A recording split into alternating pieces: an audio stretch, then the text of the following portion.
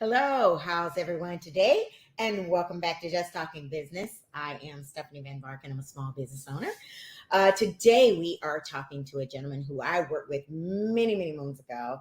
At the time, I learned a lot from him and he's doing some new and different things and I wanted to bring him on so you can learn from him in the way that I learned from him. So let me introduce you to Kevin Greiner. Hey. Hey, Stephanie, it's great to see you, and thanks for the opportunity. It's great to be on. Thank you for agreeing to do this. I don't know if you heard what I said in the green room, but I was telling them how we worked many moons ago. Please don't do the math. But at the time, it was in a particular community where I learned a lot from you about, I guess, sort of urban development, small business development, creating sort of a community that could be an economic engine for a neighborhood. Tell us a little bit about your current business, because if what I think I read in your bio, you're sort of doing that still, but on a much larger scale. I am, and I've been practicing. I'm an urban planner, economist, and attorney. I've been running my own consulting firm for about 22 years. But for 32 years, I've worked in the public sector, worked for large cities, I've worked for private developers. And the core of my business is advising local governments and some private clients on economic development matters. Most specifically, economic competitiveness. How do you get your community, your city, your county, your region? How do you position yourself to compete as best you can? Because among cities and counties and countries, they're all competing. Right. And it's a highly competitive word. Even we work together on 7th Avenue. Right. In Miami-Dade. It's north central Miami-Dade. It's a distressed community that's had a very long history, a rich economic history, but like a lot of places, it's been ignored over the years. Right. It hasn't received the attention. So I was working for the CRA and was lucky enough to hire you as a marketing and development consultant for us, and that went really well. But that's even a small community like that. It's a single commercial strip has got to think about competing and increasingly competing internationally. On a global market, exactly. In a place like Miami, especially, there is so much there's international money constantly coming in. So even small business owners, Urban Centric Analytics is a solo practice. It's me. I partner with bigger firms, with big national firms on bigger projects. But even small firms like me, 2-5-person businesses, you got to be constantly aware of your position, how you're positioning, how you're competing, and then take that to a community level. It's really the same sort of thinking. How do you position a community to compete as effectively as it can for new business, for creating new businesses, and creating new jobs that actually benefit the people that live there? And that, in a nutshell, that's my business, is advising local governments on how to build businesses, that actually employ, and how to get residents from those areas, get them into these jobs and move up the economic ladder. Now let me ask you, since we kind of delved right into that arena, do you think this international or global shift was as a result of the pandemic, and now we've gone into this technology space where sort of countries are able to see each other on their phones and communicate on their phones? Or was this sort of already the dynamic of where you and I live, and we just hadn't caught up with it yet? That's a great question. It had been happening. I mean, this is, decades in the making. And it continually gets easier and easier for investors, large money, and that's what you've seen a lot in Miami is large money investors snapping up single family homes in the recession. Right. And so it's gotten easier and easier. The pandemic, and you make a really great point, the pandemic just accelerated Hmm. a whole lot of trends. I mean, it accelerated the ability to sell from anyone to anywhere, and a lot of small businesses took advantage. A lot of small businesses pivoted really quickly and Hmm. shifted into much bigger sales, different types of sales, online sales. It shifted where we work, which is maybe one of the biggest impacts of the pandemic, Hmm. besides its health impacts and the unfortunate, millions of people that died worldwide. But one of the biggest economic impacts is it's completely changed the dynamic of where we live and where we work. Hmm. Because we do have a lot of people, I understand, from other areas coming in, buying up a lot of real estate, and ergo our pricing is going up. So if I understand what you do, is you would help entities understand what the future is, the future economic dynamic. Well, if that's the case, um, did you foresee what's happening now in our community of, this, because this pandemic threw a loop for everybody. I don't think we really saw like pricing going up with rent, upwards of 33% and higher. Developments being gobbled up, homes being gobbled up from people outside the country and outside the state, but they could do so because they're working remotely. Was that even in your purview of potentially happening, or this is just an anomaly? No, I mean, look, without sounding like I'm bragging, um, housing housing costs, housing imbalance between how much people earn and what they have to pay in rent and mortgage, Mm-hmm. the movement of jobs and we were seeing what you saw before the pandemic. I did a number of studies for the county, and it was no news that Miami-Dade County is one of the most unaffordable places in the country, Okay, so this right? is new. And that's now 6, 7 years ago. We Mm-hmm. also talked about 6, 7 years ago and did it for a number of studies for clients and talked about, pay attention to where work is going remote. Mm-hmm. Prior to the pandemic, about 25% of all American workers said that they were working at least part of the week from home. Mm-hmm. And some of them, a small percent, about 5%, working all of their time from home. Okay, The pandemic took all those trends, and just income inequality as well, mm-hmm. income inequality, housing pricing, and then the remote work. The business world was moving to the big tech companies, especially, were all moving to remote work. The pandemic just upended everything and accelerated it at light speed. Mm-hmm. So now the best forecast is, instead of 25%, about 40% of American workers will probably be working from home full time. Mm-hmm. Mm-hmm. Full time. Mm-hmm. That changes everything. That changes everything. Uh-huh. And it changes everything for corporate employers.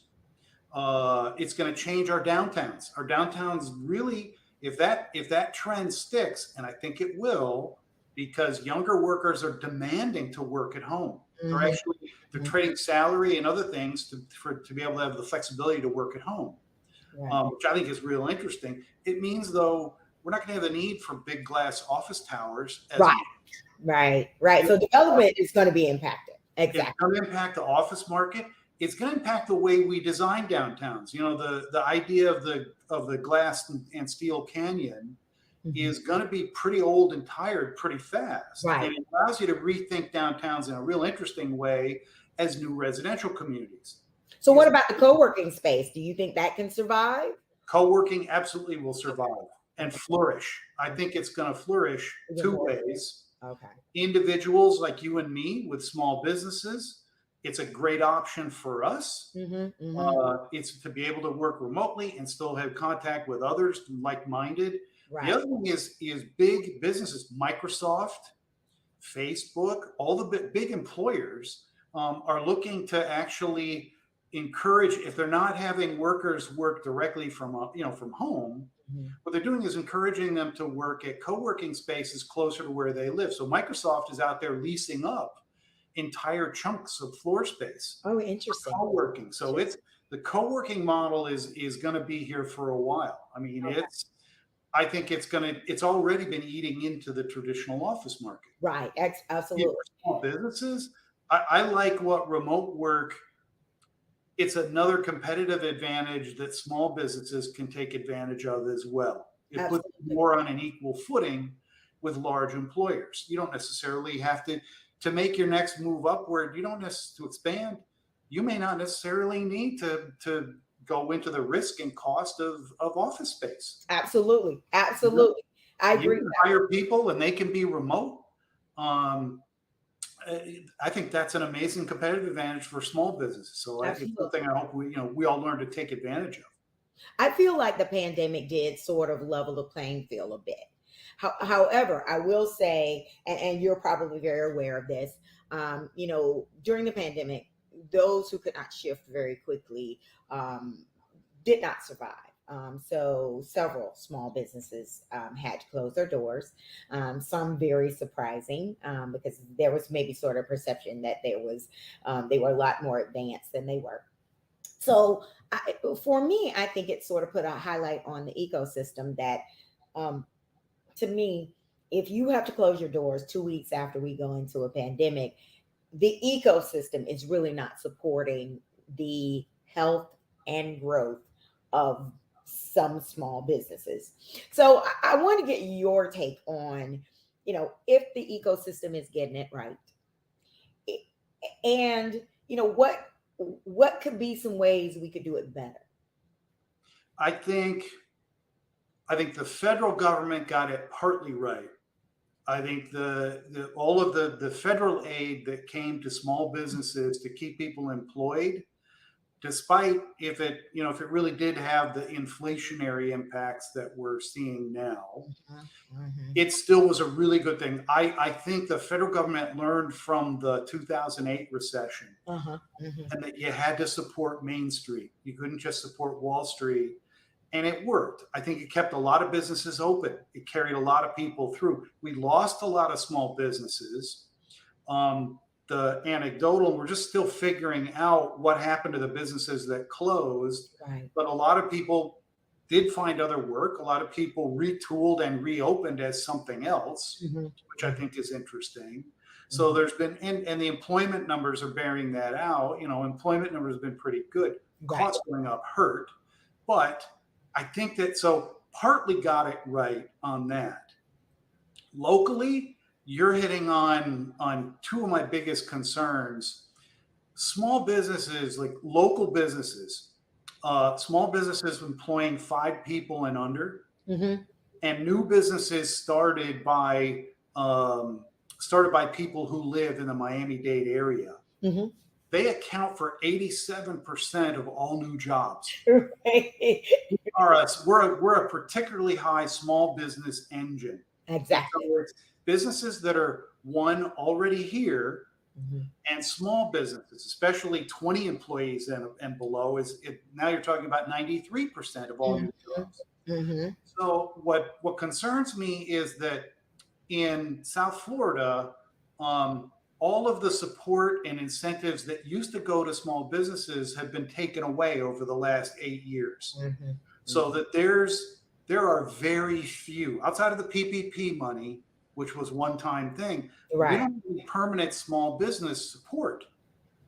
Um, the entrepreneurial, I think, the development of incubators and accelerators has been great, but that's only a small slice of the small. Most of your small businesses are already existing. They've been around for 10, 20 years. Exactly. They need help, and we don't have those incentives. So I'm trying to teach real religion that we've got to take care of our small businesses. It's great that Miami has a whole lot of big financial firms, fintech, and now law firms that support them are following them. But these are all big firms. It's great. They're going to create jobs, but I got real concern that one, are they going to employ people who live here, which Mhm. Mhm. Because they'll bring people in a heartbeat. Yeah, you could see a lot of people. You see a lot of a lot of new places move here. Say that they're well, we employ 80 people, but maybe only 50 of them are remote. Right, exactly. So getting people who live here employed in all of these new tech jobs is real critical. Right. Training is real important. Education is important. Opportunity is important. The other one is don't forget about our small businesses. Absolutely. Don't let the bright shiny objects of the big corporate moves and the big branches and the big banks and all that, don't let that take attention away from our small businesses, because if we do, we're going to hurt ourselves, and we're going to hurt ourselves badly. Exactly, because one of the challenges I think some entrepreneurs and I were talking about the other day, there has been investments in certain corporations that are not even here anymore. So yeah, the stakeholders, the people who put down stakes and are building, don't get the same kind of respect, and it sort of seems to be sort of all about what's the latest, greatest, sexiest thing.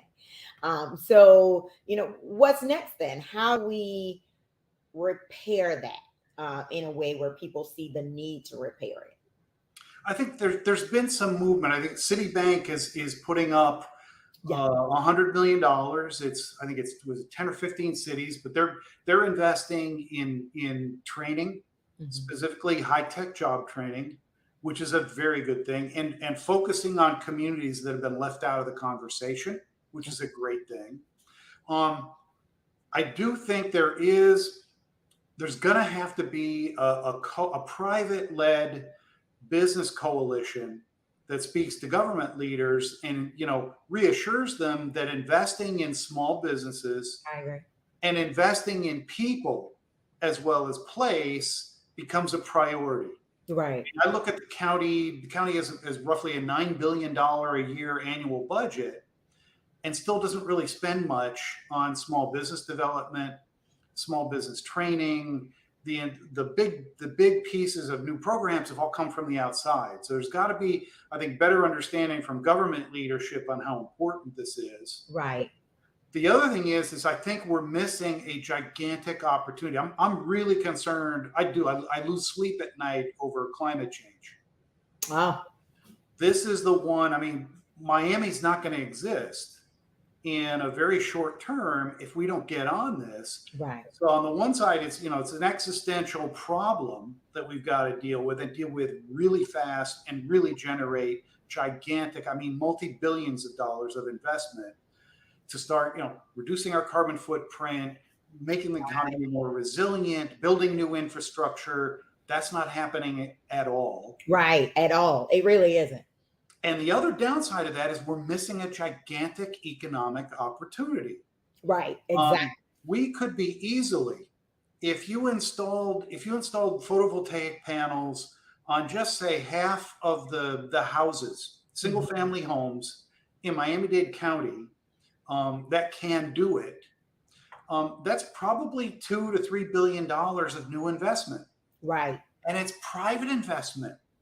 It's actually people investing in their homes, spending money, and making private investment that will create that could create 50, 80, 100,000 new jobs easily.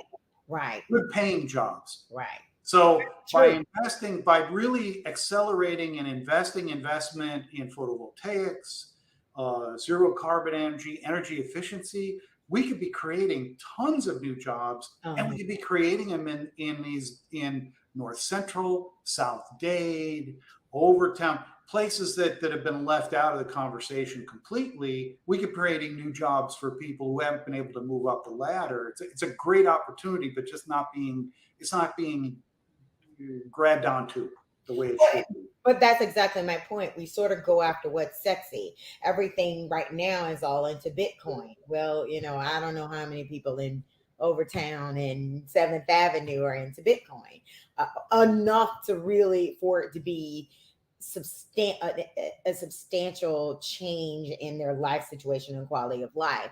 So I guess, how do, and I guess I'm going to tap into what you do for a living. How can we really formulate those methodologies or change those mindsets to look at opportunities like what you're talking about, creating all these jobs that not are just about what's the latest, greatest, sexiest thing and what I like to call the photo op moment, but what is really going to be substantial for the growth and health of this community. Because I know the city of Miami just recently did a job fair to help supposedly to identify folks who want to get into the tech space. Let's be honest, not everybody's going to be able to get into that. They're not going to understand that. So, but what you're talking about, there's potential. So, how do you, with what you do, and as a consultant, how do you really shift that mindset? That's an excellent pivot point. I've learned from my clients. I've learned from how to best serve clients, and and they're mostly public entities, and through extension, I'm serving the public as well. Right. I'm retooling what I do, and Okay. really in four different ways. Okay. I'm still going to provide ongoing advisory services to government. Well, one of the things that I'm changing is taking a more advocacy stance in Okay. everything that I do. I can't complain. I've done very well consulting for private and public clients, one at a time, individually. The thing is, as a planner, as an economic advisor, you never know whether the client is going to embrace what you've advised and run with it. Right. And so that's part of the deal. Is it's frustrating when a client doesn't.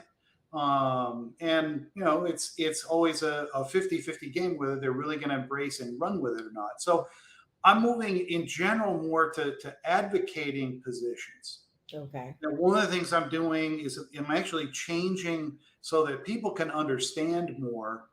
I deal with, like I said, the core of what I do is economic competitiveness. Right. How does a community, how's a neighborhood, how's a city, how's a county, how do you compete in this economy? And how do you benefit your residents more by competing better? Mm-hmm. Problem is my business is numbers and analytics driven. Okay. Urban centric analytics. Right. It's very numbers, very data driven, and it can be very hard. I've been told people love the reports that I produce, but they tend to be they're 65 pages long, and can you reduce it down? Right. Give it to me all in 20 pages. Information. Yeah. We were Right? just talking about that. Don't nobody reads anymore. You got to put it in a headline. And so I've learned a big lesson from that. I've shifted now. I've automated all of my data research. Mm-hmm. And now what I do is I produce a report that's no more than 20 pages long. Okay. That same 65, 85 page report, I reduce and then focus on only the really key analytics and only the key recommendations. Okay. Not write these big kind of tomes of reports, which only a few staff members read. City commission members, it's very hard for them to read something that long. They just don't have. So I'm putting it in a form by automating and using technology to automate my data collection. I can take what is a 6-month process and now turn that into 3 weeks and produce a much shorter product that people can digest. Okay. You can actually post it on a website and you can actually go through it. The second thing I've done is, like you and I said, nobody reads anymore. Mm-hmm. And so what I've done is I've formed an affiliate company, the subsidiary, Urban Centric Studios, and it's a media company. And so what we're doing is now what used to be those reports and what used to be all of those, long documents, I'm reducing down to video. Okay. Nice idea. And clients love it. They love it. They appreciate the 3-inch thick report, but the video, a 5-minute video that boils it all down, they love that even more. So that's what the clients are demanding. It's also a great way to reach more people publicly. Okay. A large report, it's hard for anybody to read it and get through it. It's hard for me to read other consultants' reports. Right.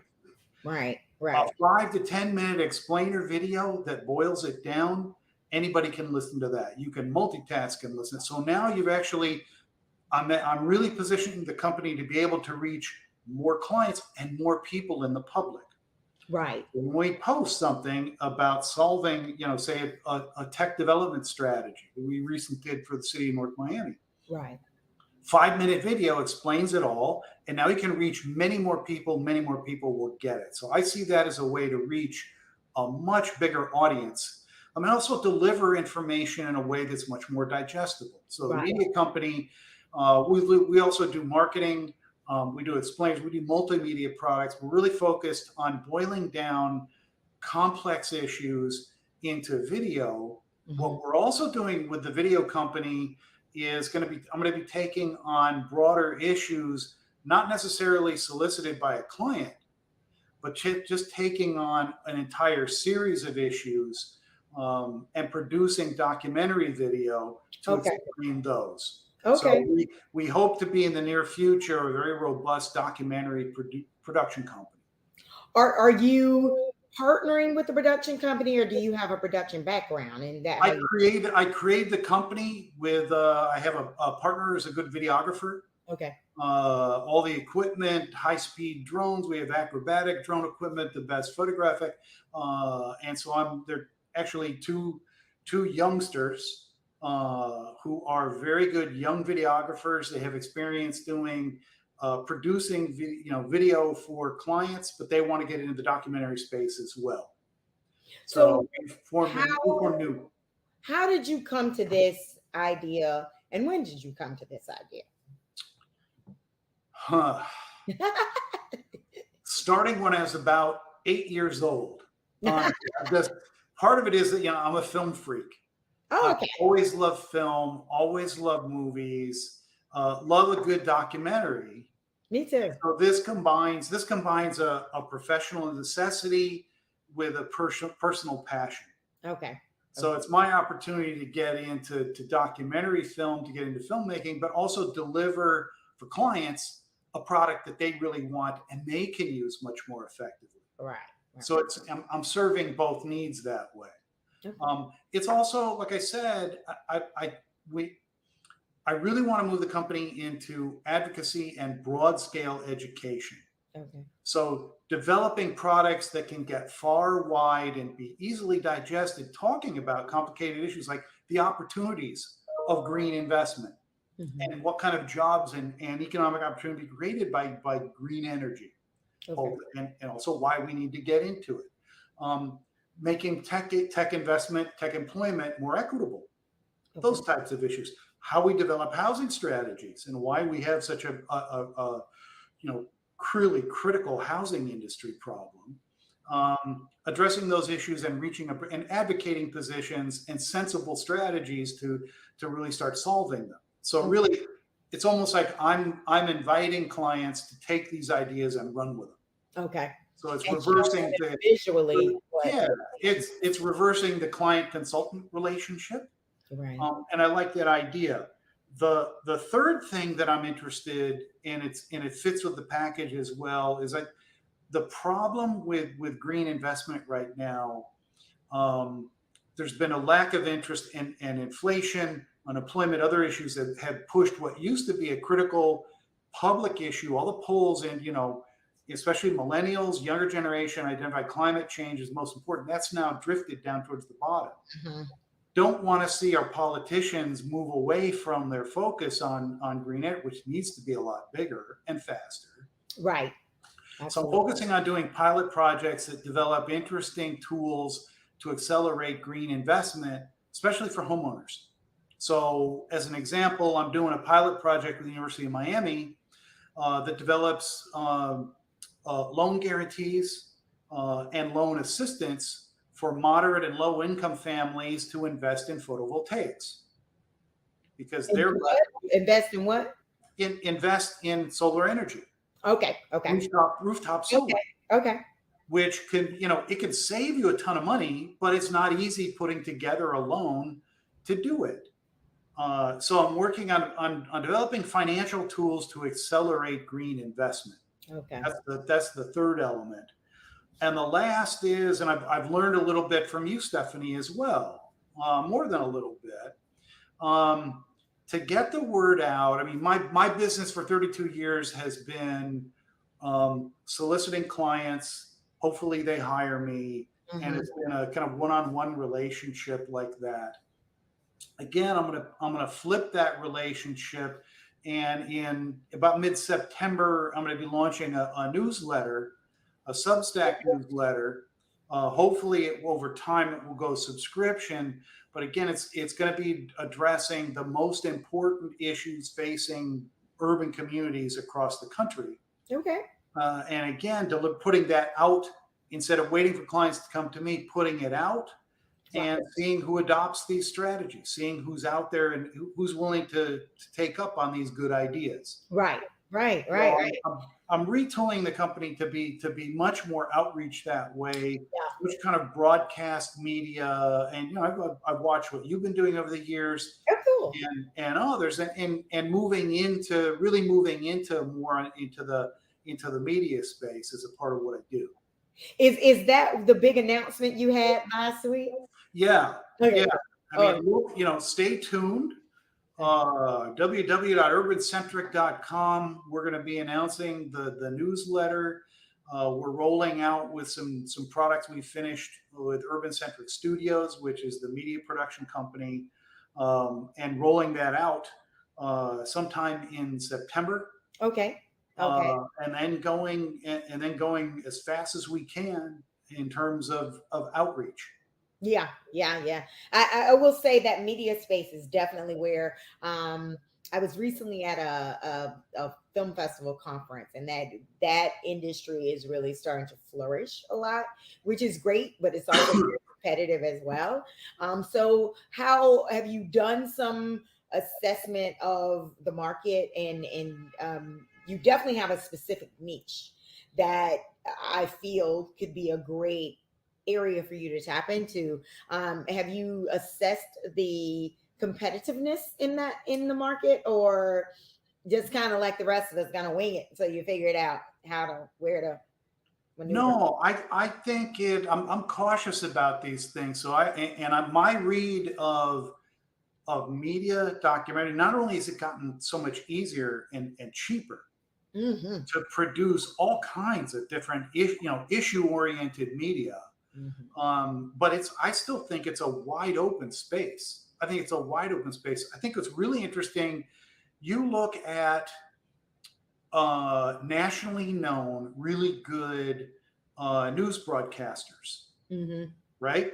Hmm. And they're all. What's really interesting, they all now they have podcasts. Hmm. They Yeah. have their own Substack subscription newsletters, and some of them are making more in the podcast and in the Yeah. individual media space than they are working for MSNBC, You're or right. the New York Times, You're or right. others. So the technology, again, the pandemic helped as well Absolutely. with people Absolutely. looking, people at home looking for all kinds of different news sources and information. So it's never been easier for individuals, small businesses, one or two people to put out very slick, extremely well done, well Mhm. researched, issue oriented media. I think it's just beginning to explode, and Absolutely. it's not just the kind of conservative big mouths that should be in that space. There's room for lots of people, lots of different opinions, and what I'm doing, I'm taking a cue from some of the big broadcast stars Hmm. who have now, they're moving off of places like MSNBC to focus more on doing their podcast. And so, all right, there must be something there. Yeah, these platforms have really opened up and made available to, and in particular, you're talking about, challenge communities, folks of color are now able to sort of use these platforms to really make a name for themselves in a way they were not able to do so before. So that's been fun to watch, as well, to see that there's an opportunity to get your foot in the door in a way we weren't, you know, in the past. So, Well, well, and that's kind of the big national picture, but I think Miami's really interesting. I do believe, I mean, I believe in film and media as an economic opportunity as well. absolutely. Hmm. It's a high tech industry. It's a really good paying industry. Hmm. Digital animators make a lot of money. Production people can make really, and because of Miami being so dynamic, culturally, ethnically, the movement of people. We have people moving in and out every single day. It's maybe one of the most dynamic. It's definitely the most culturally diverse area in Hmm. North America, even more than New York. It Right. really is. I think it's an amazing place, again, with a little bit of push and a little bit of educating leadership. There is a wealth of people here. There are great stories to be told here. Well, the big challenge of working in Florida is we don't have incentives. So until we get that, um, yeah, that's But I'm talking small scale. We don't. You don't necessarily need to, the $100 million package for the big studio productions. I'm talking, what you do if you want to get small type productions. skill. Yeah, small productions that could benefit. $10 or $50,000 would go a long way. There, I see a wealth of people and a wealth of talent here Mhm. that could be, really make it into a place that really becomes a stellar place for making a small independent storytelling, Well, because there's I so many agree with really good you. stories to tell here. I agree with you. I think, this is definitely a talent pool, and we have missed the boat when we're not looking at storytelling. The challenge I often have down here, though, is, and this is just in the creative space in general, is the pay. We got to pay folks for what they do. We can't just assume because it's pretty pictures, I can get it for free or $2.50. Yeah, These are yeah. skilled working professionals. They need to be paid and compensated accordingly. So that part of the conversation is what I'm always having that debate about. We just kind of thing, and I think we're getting there. I think we're starting to learn. I think we're just in a culture where we don't understand it yet. We're so new to all of it. I think small business development. I think we're so new to all of it in terms of the whole film industry that it's just taking us time to get to the point of putting value um, to what you need. Absolutely. You got it exactly. Got You it know, exactly. have to. Well, I thank you so much for agreeing to do this. As I mentioned before, at the time when we worked together, I learned a lot working with you, and I learned a lot today. I really do look forward to staying connected. Please let's stay connected, because you're definitely going down my wheelhouse, and I definitely want to hear all the things that you're doing to make sure that, if there's any way that I can support, I am available to do so. Before you go, can you tell us how we can get in touch with you? Easiest is www.urbancentric.com. You can contact me right through. Urbancentric is all one word. You can contact me directly through the website, or KT Greiner, Greiner, at urbancentric.com.